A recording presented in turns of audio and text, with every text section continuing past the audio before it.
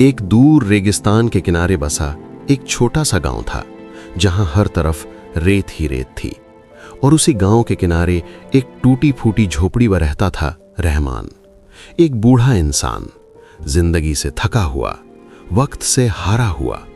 उसकी कमर झुक चुकी थी, हाथ कांपते थे और आंखों में बस तन्हाई बची थी। सालों पहले उसकी बीवी इस दुनिया से चली गई थी।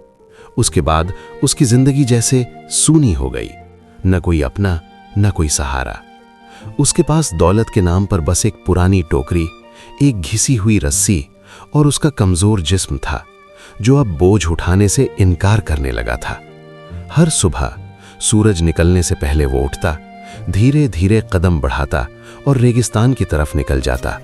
सूखी लकड़ियां और झाड़ियां इकट्ठा करता, उन्हें अपनी पीठ पर लाद कर बाजार तक ले जाता।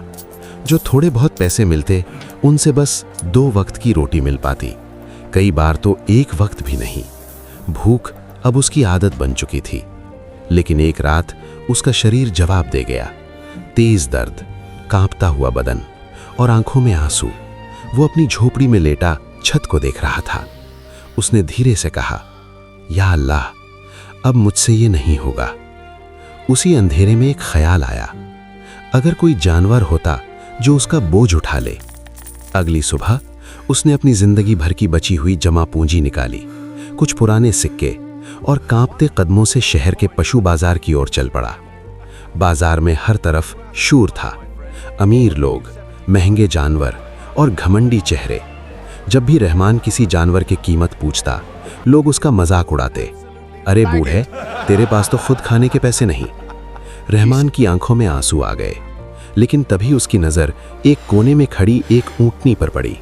वो बेहद कमजोर थी, उसकी आंखें सफेद थीं, जैसे वो देख नहीं सकती। लोग उसे नजरअंदाज कर रहे थे। रहमान धीरे धीरे उसके पास गया। इसकी कीमत क्या है? व्यापारी हंस पड़ा। ले जा इसे, जितना है दे दे, बस यहां से हटा।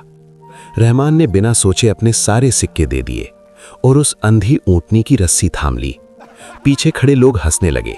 देखो, अंधे के साथ अंधी। रहमान चुप रहा और उसे लेकर गांव की तरफ चल पड़ा। रास्ते में एक जगह 2 रास्ते थे, एक सीधा गांव जाता था, दूसरा सुनसान और डरावना। रहमान ने ऊंटनी को सही रास्ते पर मोड़ना चाहा, लेकिन ऊंटनी रुक गई। उसने कदम जमाकर खड़े हो गई और फिर धीरे धीरे खुद ही गलत रास्ते की तरफ बढ़ने लगी। रहमान घबरा गया। अरे उधर नहीं, लेकिन ऊंटनी नहीं मानी। आखिरकार रहमान ने आसमान की तरफ देखा और कहा, या अल्लाह, अब तू ही सहारा है। और वो उसके पीछे चल पड़ा। रास्ता बहुत कठिन था, तेज धूप, उड़ती रेत, कांटे। चलते चलते रहमान गिर पड़ा। उसके हाथ छिल गए, खून निकल आया। वो जमीन पर बैठ गया।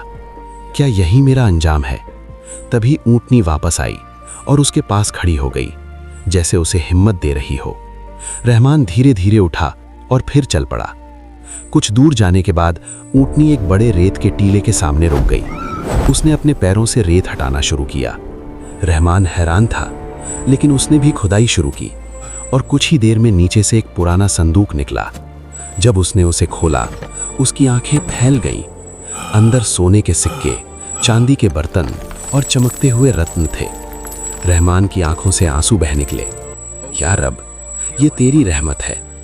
उसने जितना उठा सकता था उतना लिया और ऊंटनी पर लादकर गांव लौट आया। जब वो बाजार पहुंचा, लोग फिर हंसने लगे, लेकिन जैसे ही सोना जमीन पर गिरा, पूरा माहौल बदल गया। सबकी आंखें खुली की खुली रह गईं। वही लोग अब उसके आगे झुकने लगे, लेकिन रहमान नहीं बदला।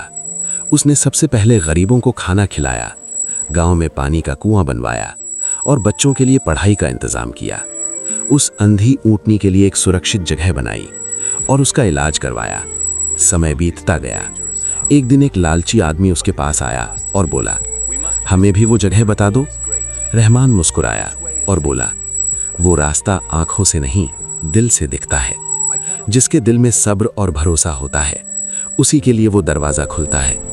कुछ सालों बाद जब रहमान इस दुनिया से चला गया, तो लोग उसे अमीर नहीं बल्कि नेक इंसान के नाम से याद करते थे। और आज भी उस गांव में बुजुर्ग बच्चों को ये कहानी सुनाते हैं। एक ऐसे बूढ़े की कहानी जिसने एक अंधी ऊँटनी खरीदी और बदले में अपनी किस्मत पाली। तो दोस्तों, अगर आपको ये कहानी पसंद आई तो कमेंट में ज़रूर बताना।